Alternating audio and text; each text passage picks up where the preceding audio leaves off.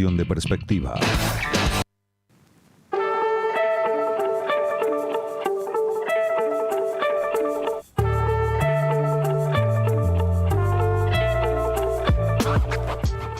Bien, continuamos en Bisagra 9, 26 minutos. Actualizamos los datos del clima para el que recién se suma a la transmisión. 21 grados ya marca la temperatura. Día de verano hoy en la ciudad de Puerto Madryn. Se espera para la jornada de hoy sol todo el día y máxima de 28 grados.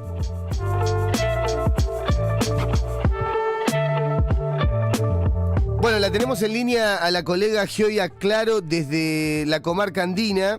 A un año de los incendios. ¿Cómo andás, Gioia? Buen día, Fabricio, acá te saluda Lara Muncurá. Buen día, Fabricio. Buen día a todos. ¿Cómo andan por allá? Bueno, bien. La verdad que en un día muy bonito de verano hoy acá en la costa, como para empezar con algo un poco más de color, si querés. ¿Cómo está ya el clima? Bien, también un día lindo. Ya se están poniendo frescas las mañanas. Sí. Y empieza a cambiarse los colores acá en el barrio, los amarillos, naranjas. Pero bueno, todavía tenemos el negro del incendio, ¿no? Antes de meternos en el tema del incendio, así como por un pantallazo, una sensación, ¿cómo está el tema de las escuelas ahí en la comarca? ¿Tenés idea, Gioia? Venimos describiendo y ampliando con entrevistas y documentos acá la situación compleja que atraviesan distintas escuelas, sobre todo en la ciudad de Puerto Madryn, que es donde estamos. Y acá lo mismo que todos los años, las escuelas que se siguen cayendo a pedazos, o escuelas que empiezan las obras justo cuando empiezan las clases, entonces no pueden comenzar. Estamos viendo lo mismo. Estamos viviendo lo mismo. Sí, sí.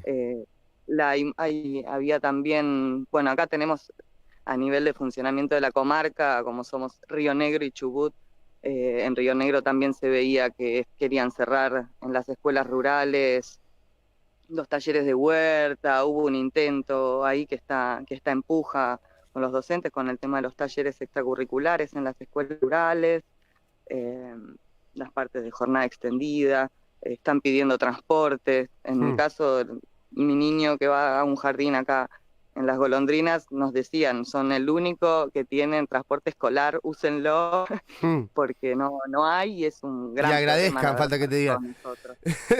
Sí, más o menos. Sí.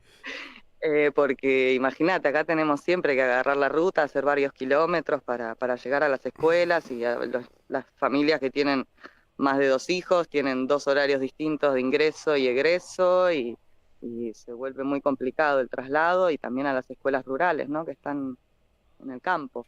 Entonces hay como muchos frentes siempre para atender, y no entendemos por qué todos los años es lo mismo y hay que esperar al comienzo de clases para que estas cosas empiecen a intentar solucionarse, a tapar baches también, ¿no? Porque no arreglan nada estructuralmente, tapan baches. Sí, pero totalmente. Las escuelas acá y tienen los vidrios rotos, tienen las paredes húmedas, las estufas que no funcionan. Una desidia. Bueno, eso se pega con el tema para el que te convocamos de alguna manera, porque esa desidia que hay en las escuelas la hay también en el tendido eléctrico, que es finalmente lo que ocurrió como origen de los incendios en la comarca, ¿no? Sí, al menos el primer foco, dentro de lo que fue el primer peritaje que se hizo poco después del incendio, el primer foco se comprobaba que había sido por el encuentro de las ramas con los cables, los cortocircuitos y una sobretensión en la línea. Y respecto al segundo foco, que fue en Cerro Radal, que es el que luego se unen y hacen este gran incendio, todavía no se sabe nada. Nosotros hicimos con algunos colegas un pedido de acceso a la información pública, un pedido de información sobre el estado de la situación a Fiscalía, que al día de hoy todavía no nos los contestan. No sabemos si es por una cuestión de secreto de sumario, si es por una cuestión de que no ha avanzado mucho. Le consultamos a los intendentes a ver si estaban al tanto de esta investigación, y tampoco tenían novedades. Así que por ese lado, lo único que ha quedado es ese primer peritaje, donde decía que el segundo foco podría haber sido causado por algún elemento como un encendedor o algo que se pone en contacto con las hojas. lo cual no significa comprobar que haya sido intencional. Claro. Y esto también se sí. contradice con por ahí versiones de los vecinos que dicen: yo hace 3 días antes del incendio estaba llamando a delegación y a Defensa Civil porque estaban chisporroteando los cables. Y bueno, y este verano lo vimos, lo vimos nuevamente. Todos los postes siguen inclinados, los cables siguen entre medio de las ramas, no se hizo el trabajo de raleo y poda que por ley tienen que mantener los de la Delegación de Servicios Públicos.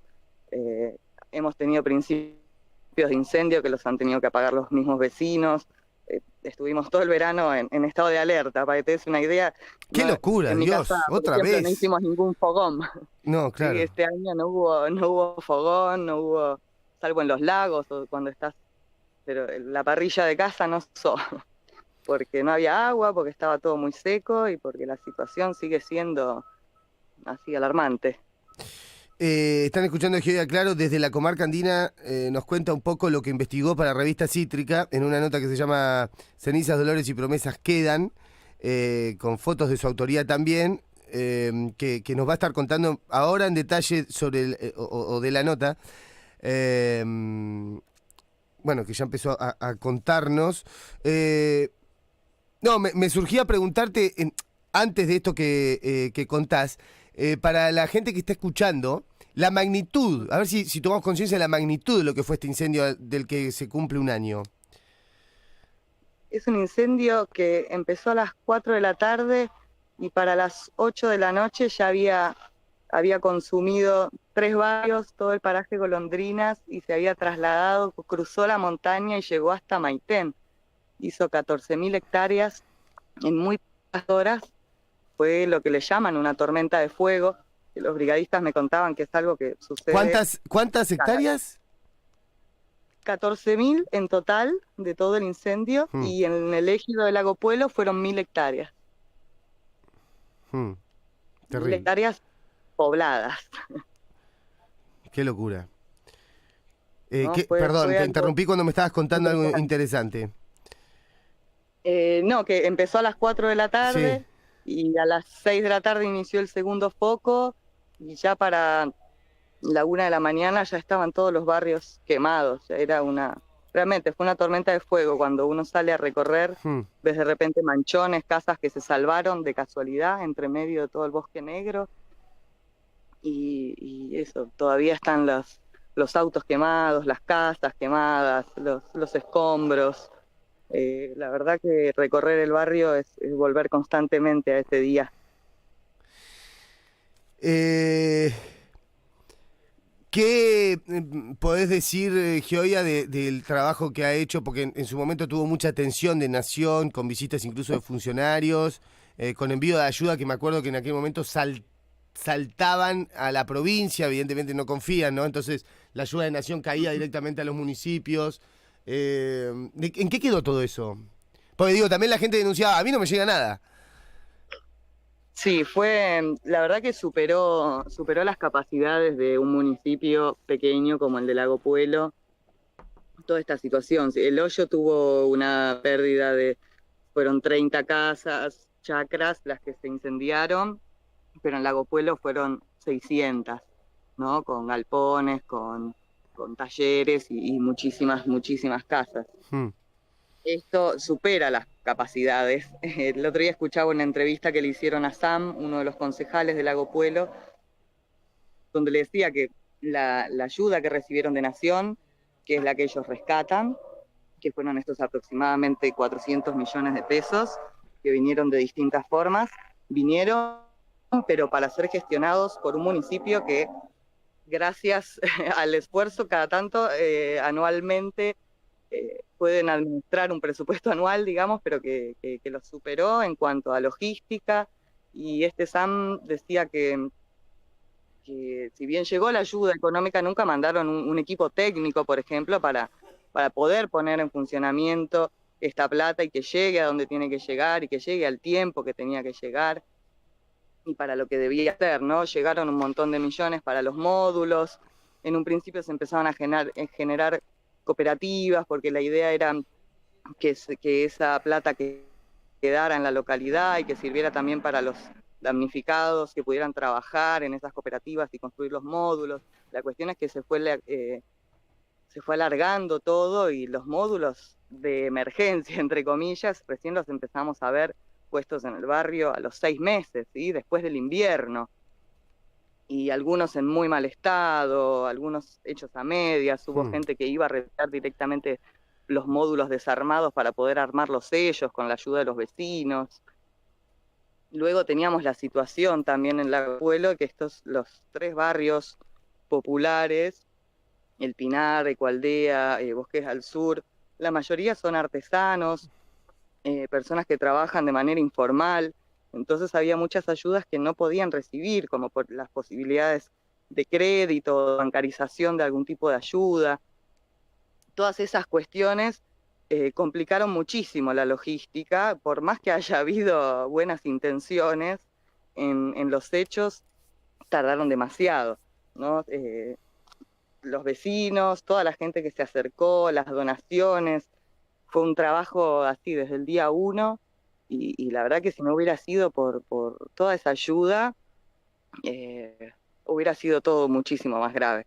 Fue increíble, impresionante y el otro día que se hizo una conmemoración por el año del incendio y para recordar a las personas fallecidas y para mostrar cuál era la situación en la que estaban, rescataban eso, ¿no? Los vecinos y agradeciendo una vez más a toda esa gente que vino todos los días a ayudar a reconstruir las casas y las vidas y a contener también a las infancias, ¿no? Y a las personas que perdieron absolutamente todo.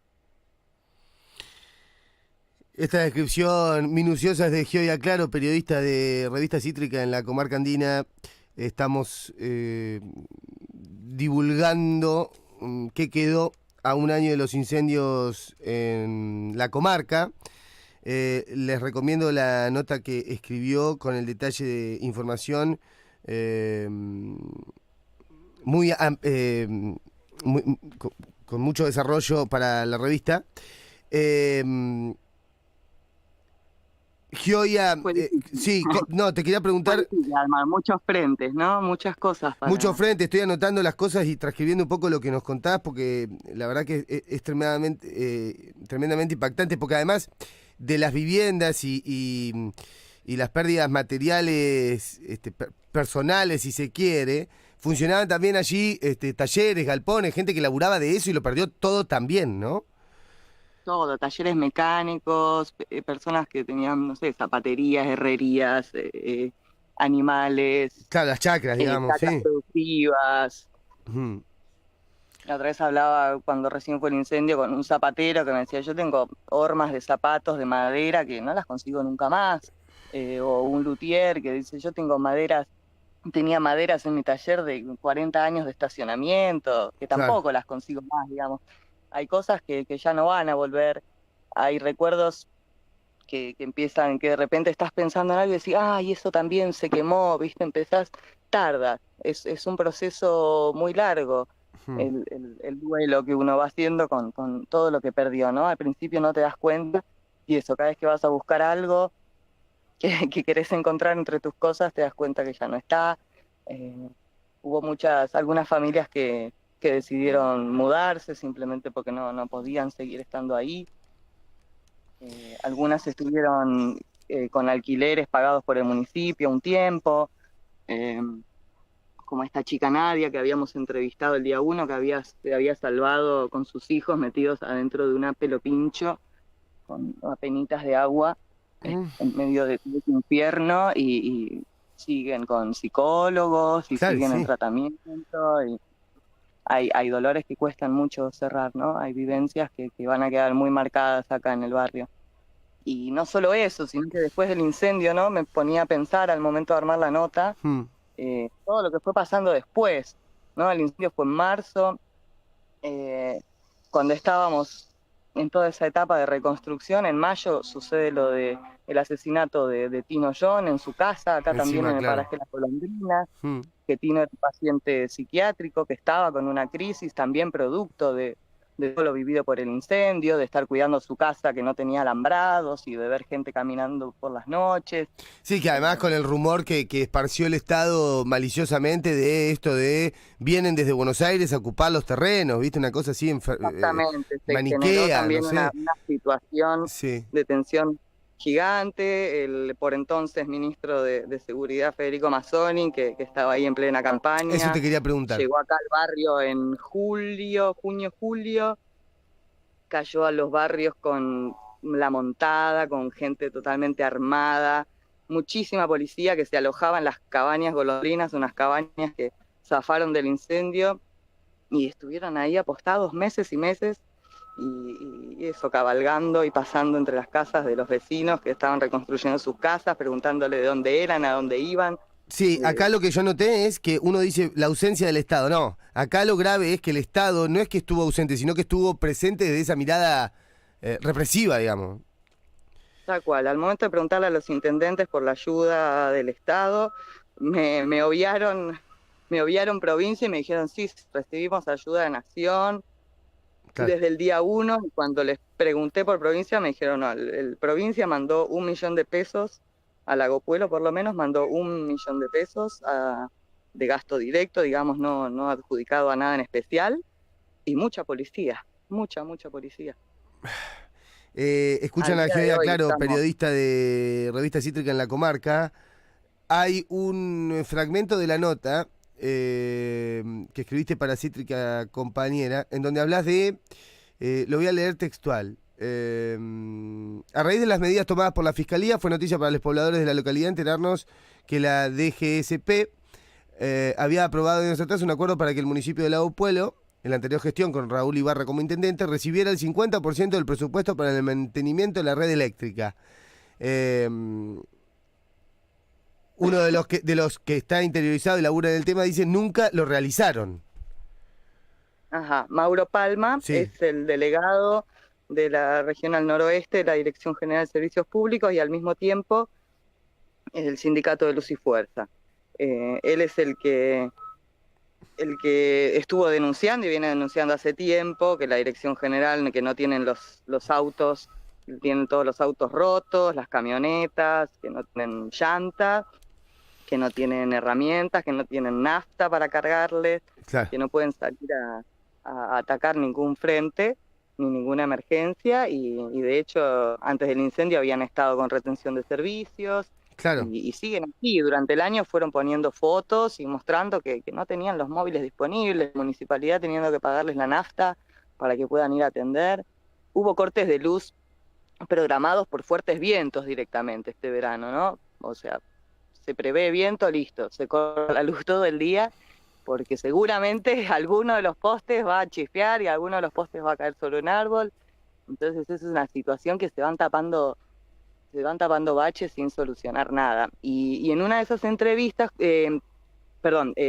Díaz Meyer, cuando empieza a hacer estos primeros peritajes de la investigación, hace un allanamiento en la delegación de servicios públicos de acá, se lleva las computadoras, se lleva archivos, y es en este marco que Palma habla y saca a la luz esto de que en la anterior gestión de Ibarra, que también es uno de los partidos políticos que enfrentados, digamos, al actual intendente, a Augusto Sánchez, y que les vinieron haciendo distintas presentaciones judiciales por malversación de fondos, por la asignación de recursos, por haber gastado más plata de la que ellos consideran que había que gastar, digamos, esas peleas políticas que se dan, Uh-huh. y de repente salta a la luz que cuando él era intendente habían tenido esta aprobación de la Dirección General de recibir el 50% del presupuesto para hacer estas obras y que finalmente no se había hecho nada. Así que SPAR también es otro de los caminos investigativos que tendrá que encarar Díaz Meyer para bueno, esclarecer todas las responsabilidades, ¿no? Porque a veces Para nos que queden quedamos con claro, está decir el buenísimo final. lo que decís, perdón que te interrumpa, pero digo, para que quede clarito esto que acabas de contar porque está me parece muy elocuente. Digo, recibió el 50% del presupuesto destinado de la Dirección General de Servicios Públicos y no se sabe qué pasó porque digo, el mantenimiento no se hizo. Presupuesto para hacer estas obras y el mantenimiento no se hizo Sí. nada. Vos ves los transformadores en los caminos y los postes no se ha hecho nada. Ni siquiera después del incendio, fue como una poda y raleo muy escueta, Mm. muy, no sé, 10 centímetros de las ramas del cable, que eso, este verano ya había crecido, esos 10 centímetros en primavera volvieron a crecer y volvieron a tocar los cables, a ese nivel, digamos.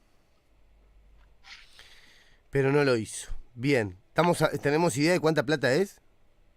No quiso dar importes, pero Bien. habló así, eso, de la mitad del presupuesto. Y que ellos lo aprobaron y que cuando tienen que aprobar para recibir el resto Mm. del presupuesto cambian el nombre de servicios públicos o de obras sanitarias a servicios públicos, no sé cómo se llamaba cuando era municipal, Mm. y como que se aprueban ellos mismos los informes. Entonces ahí hay un bache que nadie constató que se hubiera hecho los trabajos del 50% para recibir el otro 50%, ¿no? Entonces esas cosas están siendo investigadas y esperemos que se aclaren, porque es eso, son años y años y años de no haber hecho absolutamente nada. Y este verano estuvimos en la misma situación. Tuvimos un incendio en el Currumahuida, muy cerca de los barrios. O sea, ellos estuvieron viendo, estábamos viendo desde el barrio el incendio, que nada, fue más lento, ¿no? No llegó a ninguna casa, por suerte, pudo ser atacado justo antes de Navidad, Mm. pero también fue por un cable que se cayó sobre los pinos y empezó otro incendio. Entonces, estamos a un año y realmente no ha cambiado mucho. Están las promesas, sí, de esta obra, gran obra de soterramiento de los cables, que también es algo a echarle el ojo y a no perderlo de vista, porque hay que ver qué otros negocios también hay atrás, ¿no? Porque ahí hay un convenio entre Chubut y Río Negro, en el que también está metido Lewis con su hidroeléctrica, ¿no? Que hace años tendría que había como un acuerdo de interconectado a la red, que finalmente él hizo por otro lado, por donde le convenía, y como que en multa por eso le debe una plata al Estado de Río Negro, y entonces a raíz de esa deuda él se encargaría de hacer el soterramiento de la parte del Coihue, que es un poco antes de acá de Golondrinas, y toda la parte de Río Negro. Entonces ahí hay un montón de intereses que todavía no sabemos cuál es el objetivo final, ¿no? Si saldarle la deuda a Lewis y Qué lavarle la terrible. cara, o realmente solucionar un problema energético que tenemos acá en la zona hace muchísimos años. Es uno de los hechos que demuestra el poder, la presencia que tiene, por ejemplo, Lewis ahí en la comarca, ¿no? Sí. Gioia, me surge preguntarte o insistir otra vez con el principio, como para ir cerrando, ya te hemos robado mucho tiempo. Eh, Esto de que Nación lo primero que dice es los incendios intencionales, ¿no? Eh, Ujú. Ahora parece que, según lo que vos me estás contando, por lo menos los focos más importantes se hubieran dado por esta falta de mantenimiento que hace responsable al Estado provincial directamente, ¿no? Por la desidia. ¿Qué hay detrás? Que algo deslizaste recién, pero digo, se hablaba del tema de la especulación inmobiliaria. Yo pasé este verano en la ruta, no me acuerdo si es la ruta 40 llegando a Esquel, si no me acuerdo mal. Y era muy impresionante ver, por ahí me va a decir, no, mira, eso no tiene nada que ver, flaco, y está perfecto. Pero digo, se veía desde la ruta el territorio incendiado y un cartel que decía oportunidad inmobiliaria, así de grosero lo vi. Es que es así, o sea, mismo acá en el paraje Golondrinas, el otro día salíamos a recorrer y hay un montón de bosques carbonizados, Mm. bosques nativos de Ñire, Coihue, Radal, Sí, Laura, Maki, que ahora está quemado. Ese lote antes, si vos querías construir en ese predio y tenías que respetar cierta proporción, ¿no? Dentro de poda, no te dejan sacar determinada cantidad de árboles. Ahora que está todo quemado, todos esos lotes van a ser limpiados y van a ser loteados, claro. van a ser tendidos y urbanizados. Hay una masa boscosa que año a año nos van diezmando de bosque nativo y año a año van saliendo estos loteos, así que la asociación está muy evidente. y que encima tienen, si vas haciendo la línea hacia arriba, ¿no? Y los hilos, muchos de estos nombres poderosos, Lewis, pero otros también comerciantes o que tienen estos intereses locales, son los que están atrás de estos emprendimientos inmobiliarios, ¿no? Sí, hay todo un proceso de urbanización, está en este proyecto de que sea únicamente turístico, ¿no? Este lugar, esta forma de ver los territorios de manera extractiva.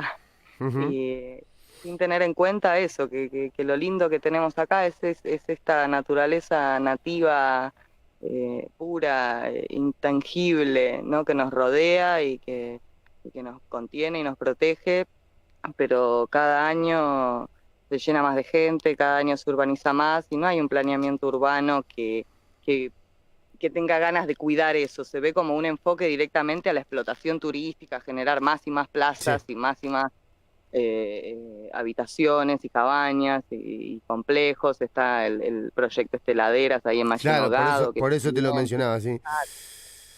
hay muchísimos proyectos así muy grandes y, y falta agua también. Ese es el gran problema que tenemos. No es solo en la meseta que falta, acá también, y eso que estamos rodeados de cascadas y de ¿Cómo se explica glaciares, eso, Gioia? ríos y lagos. Y nos falta el agua porque somos muchos, porque las redes están en mal estado, porque hay mucha gente que se canaliza, muchas chacras particulares que se canalizan. Lo mismo que sucede en todo Chubut, ¿no? Que lo vemos todo el tiempo, notas que van contando casos particulares, pero en realidad muestran un panorama muy general. Sí. Nos falta el agua está mal distribuida, los servicios están mal distribuidos y no hay un planeamiento urbano responsable frente a esto. Este verano fue una saturación de las montañas y de los refugios y la gente que bajaba a las montañas decía es lo mismo que era un shopping.